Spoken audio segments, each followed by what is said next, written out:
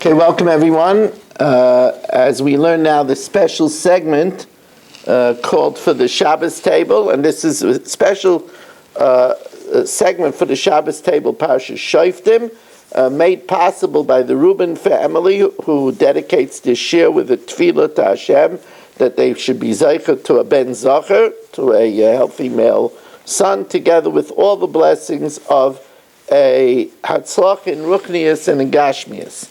So in this week's parsha, there is one of the fundamental psukim in the Torah, Tomim tiyeh im Hashem alikecha.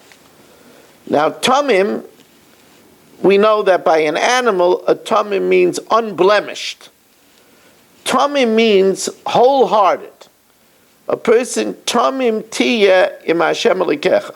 A person should be wholehearted with Hashem your God. Now this is a mitzvah saseh. What is the message of this mitzvah saseh? So first of all, there is a very, very important, yesodistic Al-Shech HaKadosh. The Al-Shech HaKadosh says that the pasuk is emphasizing that when a person is im Hashem alikecha, when a person is only with God, nobody is looking, even then he should be wholehearted.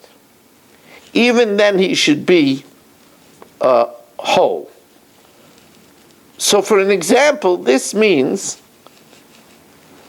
when a person is davening, what you're doing when you daven, nobody knows. When Chatzkel davens, he could be thinking that he's a superhero and saving people who are falling from tall buildings. He could be thinking about making a barbecue on Sunday.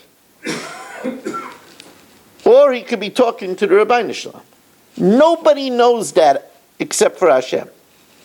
And that's the meaning of Tomim Tiyeh. You should be wholehearted, even at the times where Im Hashem Alikech. You see, it's different than if you're standing in shul, whether you're answering Amen or not. If you don't answer Amen, people see you. You look like a bum. By an appeal, if everybody else calls out money and you don't call out money, you look like a bum. That's not just Im Hashem Alikecha. Right? If everybody is pitching in and cleaning up, and you don't clean up Shalashudis while everybody else does it, so you look like a sluggard. The question is, what do you do when nobody else knows what you're doing except Hashem? That's a barometer of your Yiras Shamayim. That's Tomim Tiyeh im Hashem Alikecha. And by the way, this idea is the pshat in the Gemara in the beginning of Brachas. The Gemara says, Gedola tefillah yosim emaisim tovim. Greater is prayer than good deeds. Because when Moshe Rabbeinu wanted to enter into Eretz Yisrael, he didn't say, look, in my schus, millions of people ate the man. He didn't say, look, I helped to take the Jews out of Egypt. What did he do? He did tefillah. V'eschanan el Hashem ba'isai. So prayer is greater than Bikur Chaylim, than Hachnosas Kala. And of course the question is, how do you compare apples and oranges? I always say, if you ask your wife, what's more important? The washing machine or the vacuum cleaner? So she'll say, what do you mean? They're both important. I mean, what's more important? That's like a ridiculous question. What do you mean? What do you mean, what's more important? They're both important. How do you compare apples and oranges? How do you compare the mixer? How do you compare the mixer to the toaster oven? But the answer is is that when we do Bikkur Chaylim, everybody sees that we're a hero. So nice, the sick person, I'll remember you came, the sick person's family. And there could be ulterior motive. You give money to tzedakah, you'll get a plaque. You do a chesed publicly, you'll get a good shidduch for your children. What you're doing while you're davening, nobody knows except for Hashem. That's pure. That's a barometer of one's Yiras Shamayim. And that's the meaning, says the Al Shech HaKadosh, of Tamim Tiyeh Hashem Alikecha. And by the way, this is true also if a person is a tzenua in the bathroom. You know, when you're in the bathroom, you're not supposed to uncover yourself more than necessary. Who's going to see you? Who's going to see you? The answer is Hashem sees you. So that's again in this category of Tamim Tiyeh Hashem Alikecha. And this is also true for all the mitzvahs of the mind. You see, we in Yiddishkeit, we're the only code of laws that practices mind control. We practice mind control. The 10th commandment is mind control. Lo yisachmoid. You shouldn't desire what's not yours. Who's going to know if you desire what's not yours?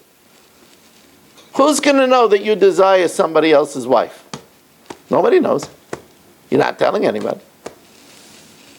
Who's going to know that you saw your friend driving a flashy Porsche and you want it? Only Hashem knows that. The mitzvahs of the mind is Tamim Tiyeh Hashem Alikecha. And it's not just Leisachmai. It's also the extremely difficult law of Leisitar.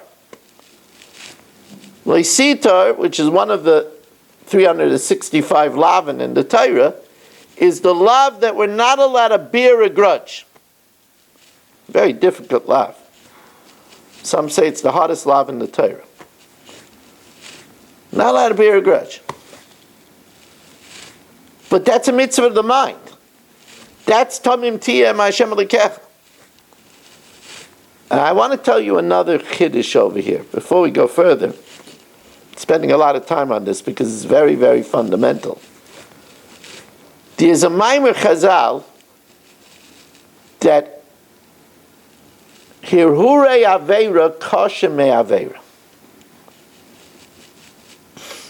It's a very, very strange Maimer Chazal. That thoughts of sin are worse than the sin itself. Now, how could that be? How could that be? Thoughts of sin? You didn't do it. Sin, you did it. How could thoughts of sin be worse than the sin itself? So we know that a ganav pays kefil. Somebody that steals in stealth pays kefil, pays double. A gazlan, somebody that comes in and robs it, doesn't pay kefil. Why? Because the ganav shows that he's more afraid of people than of Hashem. Because he steals in secret. He's afraid of people. But why Hashem is looking? The answer is he's more afraid of people than Hashem. The Gazlan's not afraid of anybody. But the Ganav is more afraid of people than Hashem. The fact that Hashem is watching, he doesn't care. For that he gets kefil. Same thing is true. A person has sinful thoughts, he's not going to do the act because he's afraid of people. But sinful thoughts he'll have because he's not afraid of Hashem. We have to be very careful to be tomim tia im Hashem alikecha. And by the way, if you, the Rabbeinu Ephraim is a Rishon that's a goin in Gematria. Goin in Gematria. So he says, what's the Gematria of Tomim Tia? It's amazing. It's amazing that the people lived. This is before the time of computers. So Tomim is very easy. Tuf is 400. Mem Yud Mem is 90. So Tomim is 490. And Tia, so again that's 400. And Hey Yud Hey is 420. So 490 plus 420 is 510. That's the gematria of Tishrei. Because Tuf is 400, Shin is 300, that's 700, Reish is 200, that's 900, and Yud is 10. So Tomim Tia is Tishrei, because Tishrei, that's Rosh Hashanah. Yom Kippur, that's the time when we're supposed to work on Anila Dodi, on focusing on Hashem, right? That we should be whole with Hashem.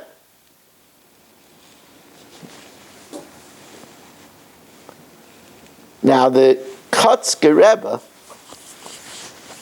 the Heilige Kotzker Rebbe, he was a very, very sharp Rebbe, saw things with a sharpness. He cut the heart of the matter. He learns the pasuk Tamim Tia Em Hashem Alikecha to mean that a person should be whole with Hashem. Not some of his life is for Hashem and some of his life is for himself. No.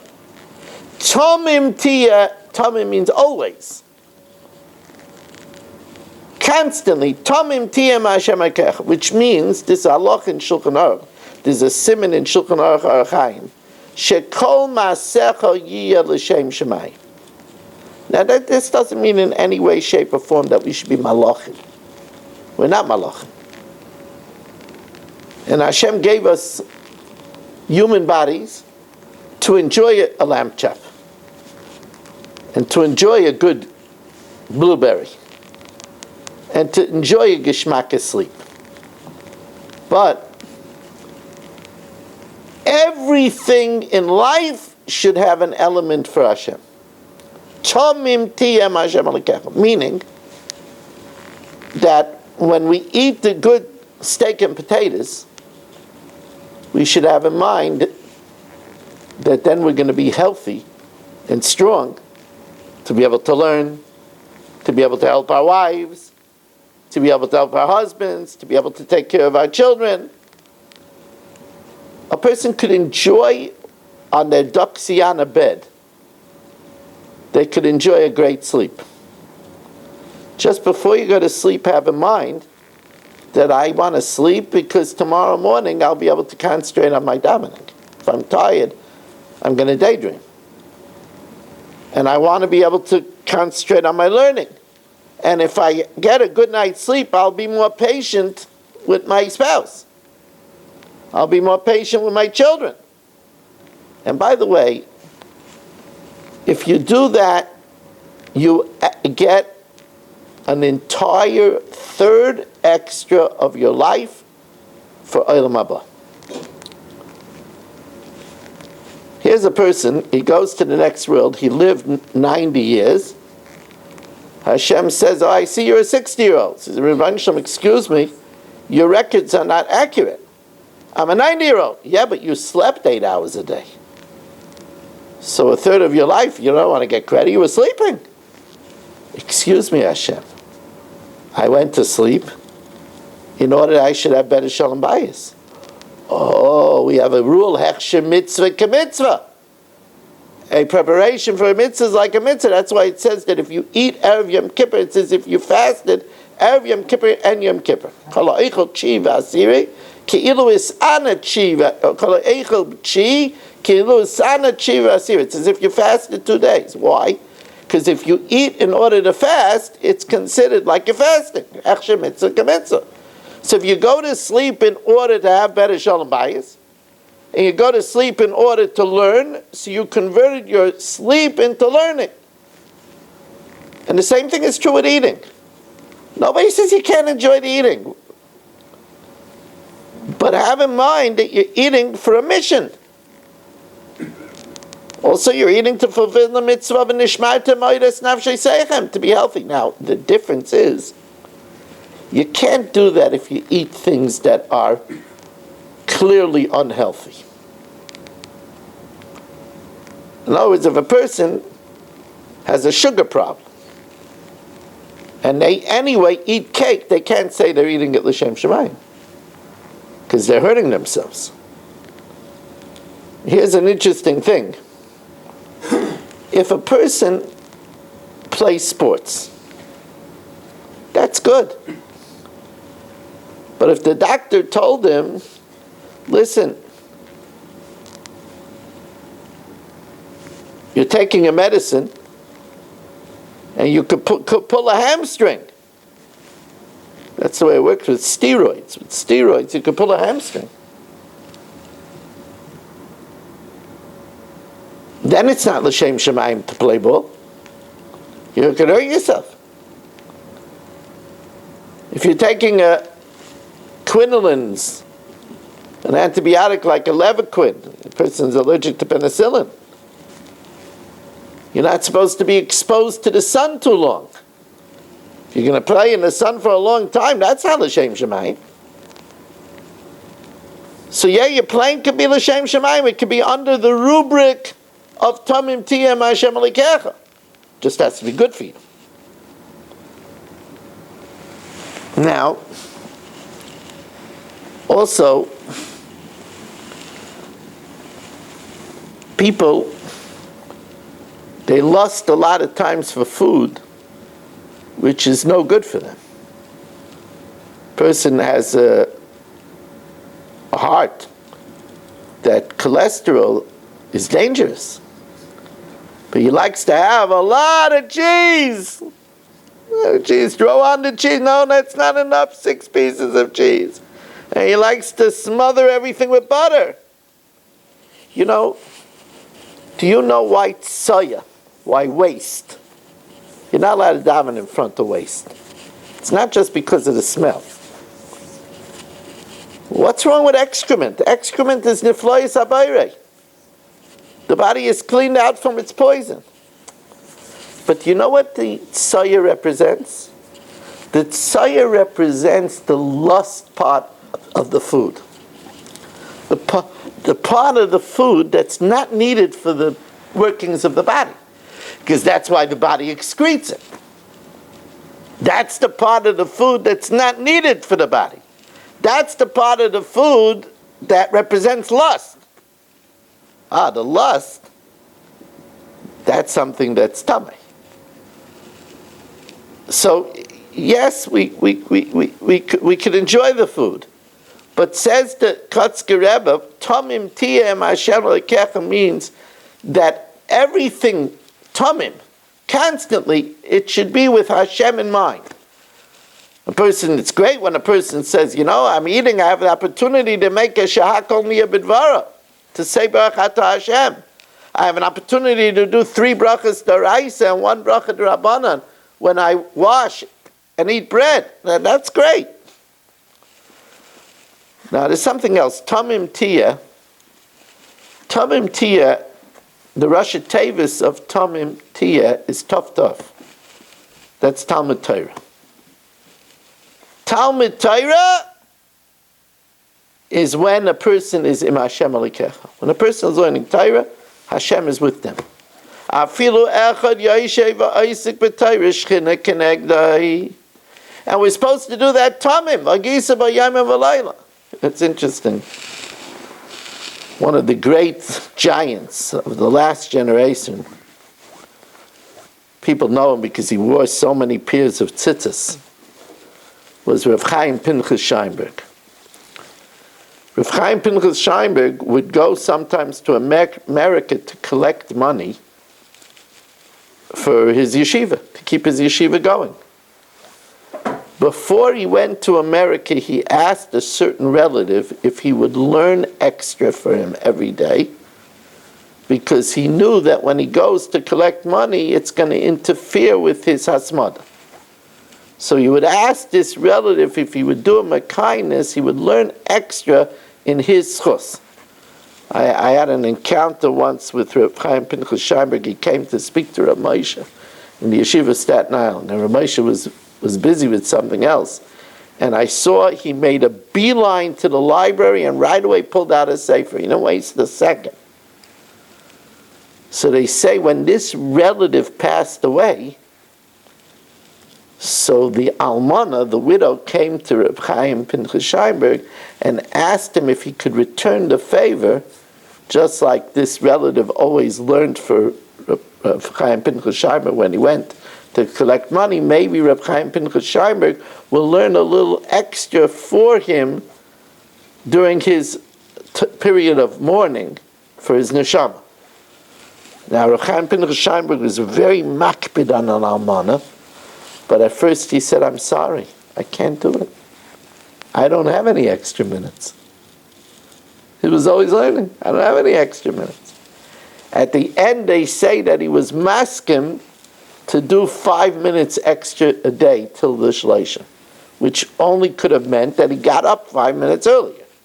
He deprived himself of 5 minutes of sleep. This reminds me of when I once asked Rav Moshe, it says, Mishenichnas Oder Marbim B'Simcha. So I said, what does it mean, Mishenichnas Oder Marbim B'Simcha? When Oder comes, you should increase joy. Increase joy how? So Rav Moshe told me, drink a little wine and learn more Torah. So I went up to the base medrash and I asked some of the, lions of the Chabura, how do we think that Rav Moshe could fulfill it? He was always learning. How can he learn a little extra Torah? And at the time, we all said it must be that he got up a little earlier. He already got up very early in the morning, got up early. That was the only way. He was always learning.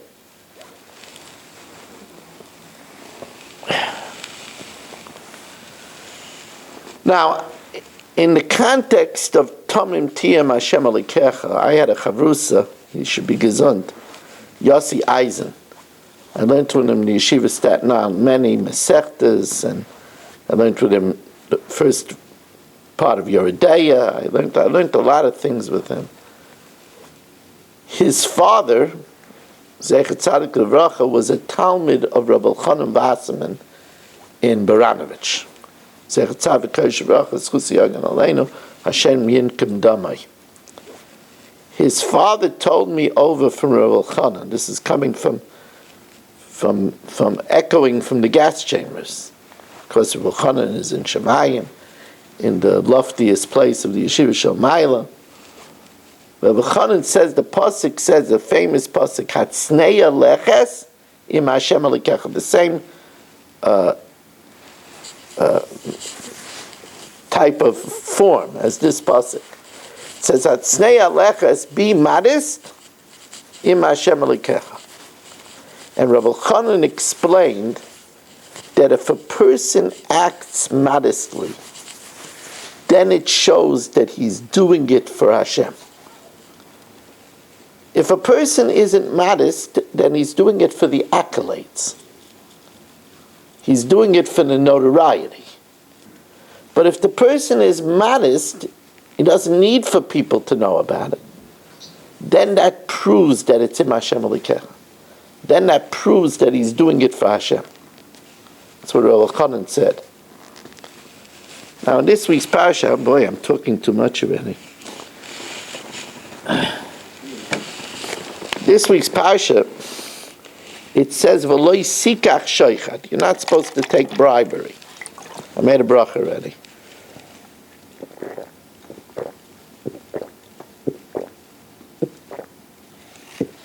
V'loi sikach shoichad. You're not supposed to take bribery. And the Gemara in Ksuvas, famous Gemara, Ksuvas Daf Kufay, it explains the word shoichad as a corruption of shehuchad. If the judge takes bribery from one of the litigants, then he becomes one with him. Since he took his money, he becomes one with him. He's not partial anymore. That's the meaning of Sheikhad. So now listen, there's a famous Gemara in Brachas Daf Chof Ches Amud Beis. The Gemara says that when Rabbi Yochanan ben Zakkai came in, when Rabbi Yochanan ben Zakkai got sick, the Talmidim came to visit him. And they saw that he was crying. They asked him why he's crying. So he said, if I was taken to a human king, who I could bribe, who I could appease, whose anger is not a permanent anger, I would be afraid. So if I would be afraid. So if I'm taken to Hashem, who I cannot bribe, and I cannot appease, shouldn't I be afraid? And the Gemara says, I also have two paths in front of me, Gehenna and Gan Eden. I don't know which one I'm going. But there's a Marsha on this Gemara. The Marsha is amazing. Marsha says that Rabbi Yochanan ben Zakkai was worried that once he dies, he can't appease Hashem or bribe him.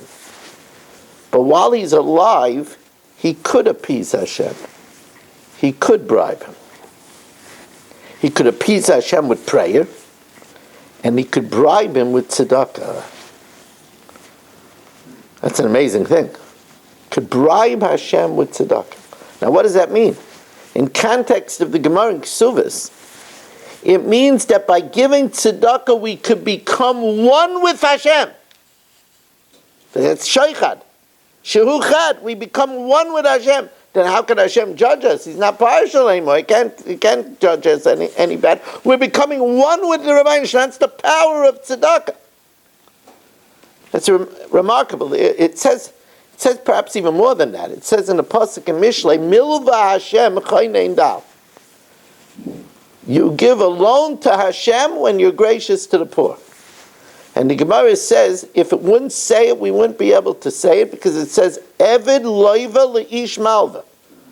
The debtor is like a servant to the creditor. Mamash Ezovi, the Rebbeinu Shalom, is our servant. So it says, Milva Hashem, it's like giving to Hashem a loan. He's indebted to us. That's how important it is to give tzedakah. But now, in a completely different direction, and very important. This is why the Rambam tells us that it's very important to buy gifts to one's spouse. The Baba Rebbe used to tell Chassanim, Reb Shlomo Babov, Zechat Tzadik L'Bracha, Schus Yagan Alein, used to tell Chassanim, buy your gifts for your wife. Because our job in marriage is al kein yazav ishes aviv esimai v'davak be'ishtoi v'hayu l'basarecha, to become one. And we just saw that sheikhad is shehu chad.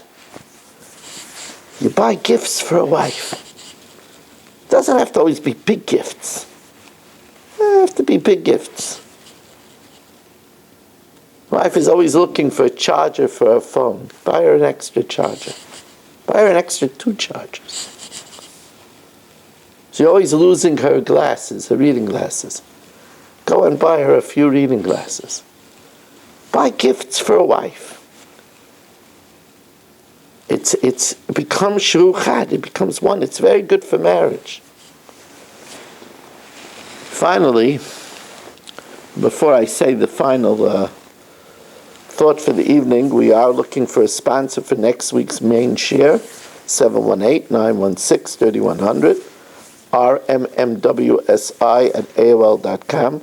Again, we want to thank the Rubin family for making this share possible. The Pasha starts off with a dictum which the Chidah relates homiletically to Elul. Shoftim v'shoitrim titein l'cha b'chol sha'arecha. Judges and enforcers you should put by all your gates. Now literally, the seat of the court was by the gates of the city. But The Chidah says Sha'arecha means our gateways. That we should have judges and enforcers by our gateways. Our gateways are our mouth, our eyes, our ears. Those are our portals. And it's very important to judge carefully. Now, of course, every from Jew judges carefully what goes into their mouth. They check, does it have an OU, does it have an OK, does it have a Kaf K? If they see some kind of a kasher symbol that they don't recognize, so they'll Google it, they'll ask a shaila, but they won't. If it doesn't have a kasher symbol, then they won't put it. They're shayfet what they put in their mouth. Chavetz Chaim says we should at least as much be shayfet what comes out of our mouth. Before a husband says something to a wife, before a wife says something to a husband, you should think, should I say this? That's being a shayfet. And of course, before saying something hurtful is oinas devarim, and with a wife, Dimosa Mitsuya, she cries easily, it's deadly, those are deadly tears. Same thing is true about listening. People say, that's just passive. It's not passive. You have to have a shayfet by your ears, what you listen to. And then today, how we have to have a shayfet by our eyes. You know, people, when they're bored, they take their phone and they scroll. But you got to watch what you're scrolling. Today, most of the stuff that we scroll is filled with unclad females. That's not for a Jew. We have to be shayfet of our sharecha, of our gateways. Now, you know, it's interesting. It dawned on me that sha'arecha, you know, I see different forms of words. Sha'arecha is the same letters as ashrecha, your wealth. Because the Chavetz Chaim says that today, instead of the penalty of lashon hara taras, there's a penalty of poverty. Because both Mitzayra Chashav Kameis and Ani Chashav Kameis. So a person wants to protect Ashrecha, their wealth, they have to watch Sharecha. They have to watch not to engage in Lashon Hara, not to be a Mitzora, not to be a Mitzira. Also, when it says to watch your gates, we said not to say hurtful things to a spouse. O kiru nishaychu. Rava said, b'matusa minaychu. He said to the townspeople of Mechuzah, his congregants, I plead with you. O kiru nishaychu kiyechi detisasu. Honor your wives in order you should become wealthy. So sharecha is ashrecha. Also, when it says sharecha, it doesn't only mean the orifices. It literally means your portals, your doors, your gateways. The Kitzur Shulchan Aruch brings down from the Medrash in Shir Hashirim, Tira deloi tiftach la'anya tiftach la'asya. A door that doesn't open for the poor will have to open up for a doctor. We should be careful that we open our doors to poor people. I want to take the opportunity to thank all of you for joining us and listening, and to wish us a successful Elul and a very wonderful Shabbos.